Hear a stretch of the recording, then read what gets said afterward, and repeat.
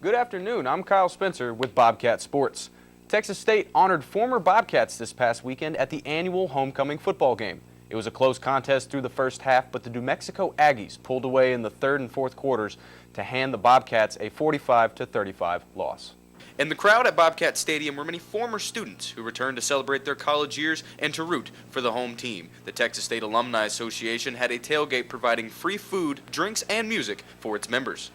It's really just a way for Bobcats to connect with one another and really just kind of come back and visit with old friends and just have a fun time during tailgate. Texas State quarterback Damian Williams went 31 for 47, gaining 321 yards through the air and 2 passing touchdowns. Even with the Bobcats' loss, many alumni were proud to be supporting their alma mater. Big part of it's come support the university that you call your alma mater and come have some fun. I mean, if this ain't your cup of tea, then maybe you shouldn't have been in school here. The Bobcats have 3 games left in the regular season. They play against Georgia State this Saturday at Bobcat Stadium in what will be the final home game of the season.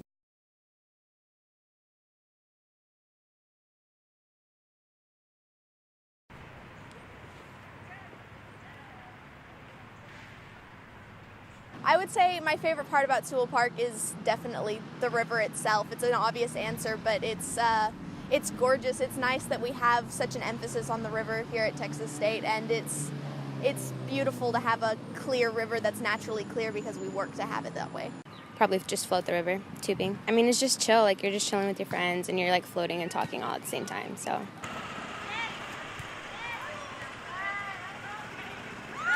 I try to read like just recreationally, just like other than books that I have to read for school.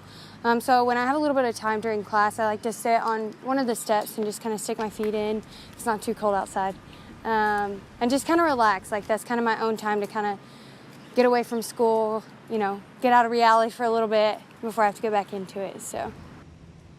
I think like this spot right here, students cherish a lot because it's a place for them to get away in between classes, and you know, they can swim, they can tan, and everyone here is either a student or someone famous like Frisbee Dan.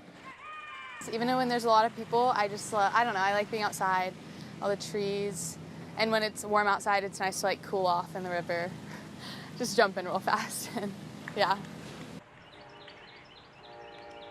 Probably this area right over here because it's like the water's really deep and it's really clear, but it also gets really sunny and really hot on that concrete, so you can just hop out and just kind of bake a little bit, and then you can just walk around, hop back in, and then bake some more.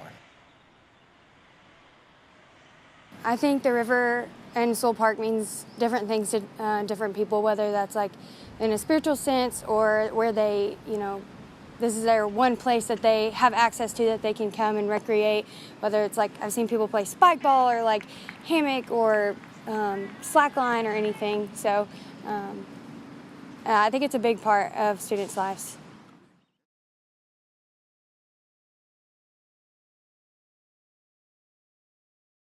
Write Time is a group that provides students with a designated time to focus on their writing. Participants are challenged to think about their writing in different ways and are encouraged to push themselves to improve. So we want them to get thinking about what is writing, what does good writing look like, and then actually just sit down and immerse themselves in their writing for a while. Each session, students set goals and they have tutors guiding them. Students are given time to focus solely on their writing, and later they work with tutors to reflect on what they've accomplished and to plan for the next session. I think that having a dedicated amount of time every week to work on my projects or whatever I need to do is the most beneficial thing for my productivity. Write Time is held every Monday from 10 to 12:30 and every Thursday from 11 to 1:30 in the Writing Center, room 108. The event is free and open to all. For Bobcat Update, I'm Kyle Spencer.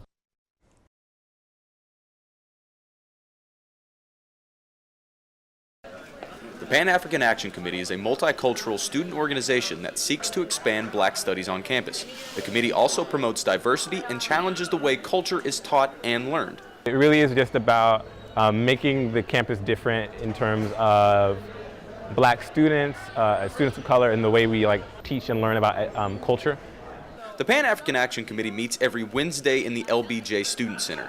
At these meetings, members discuss ways to make institutional changes in the community while also sharing personal stories and providing a safe place for students to feel accepted and welcome.